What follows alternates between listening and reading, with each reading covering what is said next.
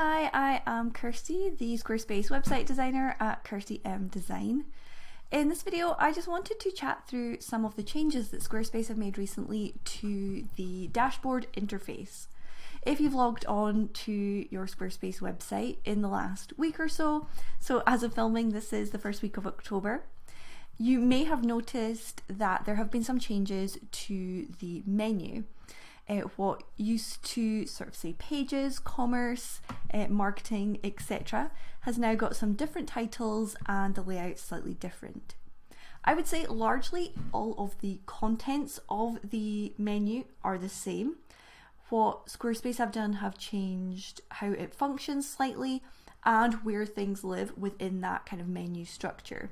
So if you're kind of looking at it for the first time, you may feel a bit lost, not quite sure where to find things. So we're going to go through that menu today and just get you reacquainted where everything is. Before I start going through that menu, one feature I did want to point out is if you remember the name of the setting or the feature that you're looking for, but you just are like, oh, do I have to go through everything and try and find it? What you can do is use the search bar. So just off the top of my head, we could be looking for connected accounts. So that is where you can link up your Google account, your Instagram account, Facebook account for content that you want to link automatically with your website. So if we start typing in connected accounts, we'll see that is brought up. We can then click on that and you'll be taken directly into that setting.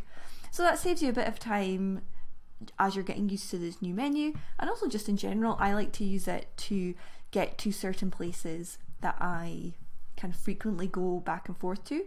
Billing can be another good one to look for. If we start typing billing, we'll be able to go straight there. So whilst we're in this settings tab, you might have noticed that it sort of popped up from the bottom of the screen. It's called kind of a drawer. So this drawer opens up and all of the settings are now contained within this zone. So rather than all being managed in that kind of left-hand panel previously, we have the name of the setting in this left-hand panel, and then the actual control or the fine-tuning settings are controlled in the larger part of the screen. So it's to try and have some continuity between the layout of this menu that Squarespace have made the updates. We can now just close this down. You'll see that drops back down off screen, and from here I'll just work through the menu. Just going through everything, we'll point out where things are, and I think you should start to feel a bit more comfortable with using this new layout. First up is website. Previously it was called pages, and it does still house the pages of your site. They are, if you're working on Squarespace version 7.1, split into two sections, main navigation and then not linked. Now below the not linked section we have this new utilities area. The first section contains all of the system pages. So these are pages that are auto-generated by Squarespace, those pages that we don't have quite as much control over. So they've all been collated into one place now, which is your 404 page. So when somebody types a link in slightly incorrectly, that's that landing page, the checkout page, and a lock screen page. So that's been kind of streamlined all into one place. And then below that we have website tools. So these first two are for coding. So there is custom CSS and code injection. If you ever purchase a plugin for your site, you may be asked to paste some code into either of these two sections. And then we have what Squarespace have titled messaging.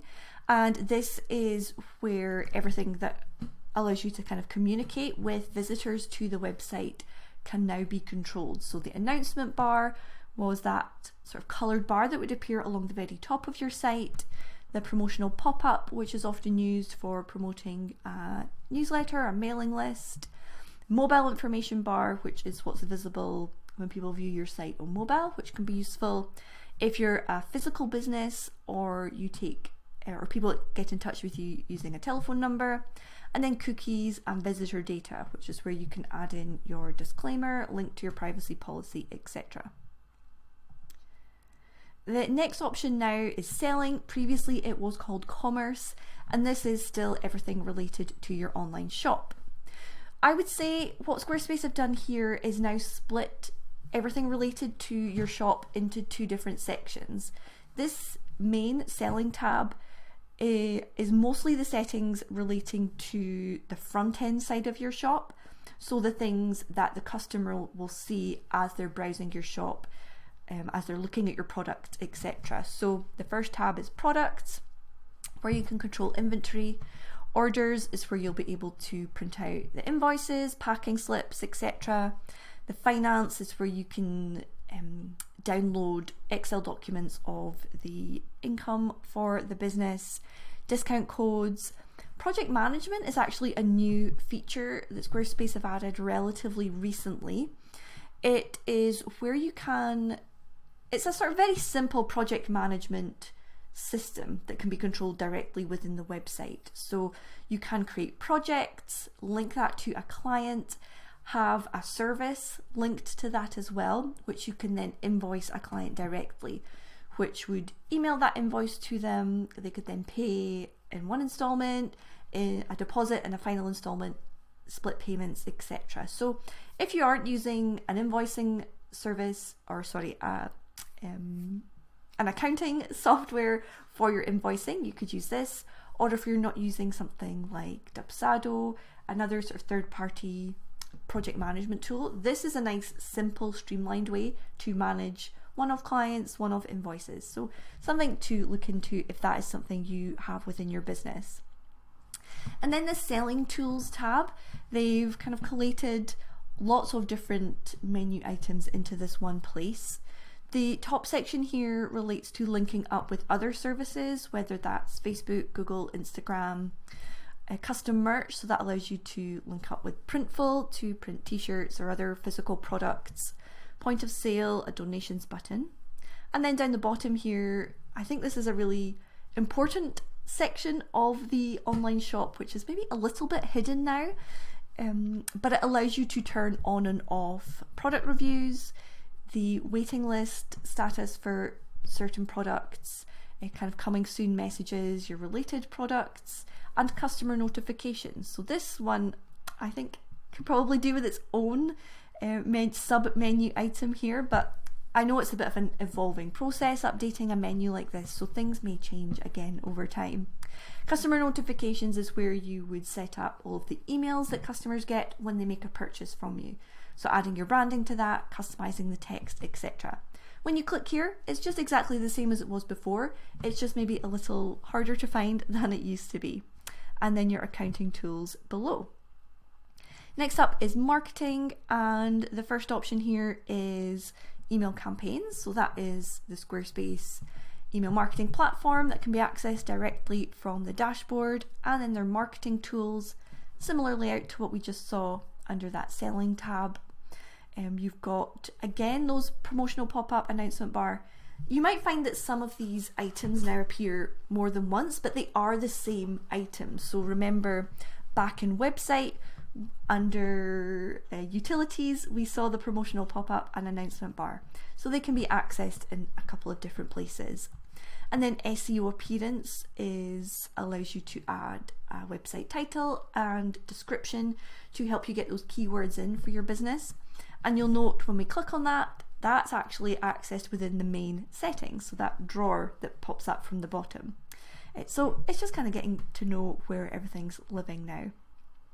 Contacts, I'll not click through to that just because it'll show the contact information of some of my own contacts, but what that now is pulling together everywhere that somebody can be in touch with your website. So anybody who's purchased from you, anybody who's on your mailing list, anybody who's a client via project management, they are all kind of collated into one list. So it's slightly easier for you to access those contacts, tag them, contact people directly. So it's just kind of put them all in one place instead of previously they were a bit scattered. Then we have our analytics. Really very similar to how it was previously.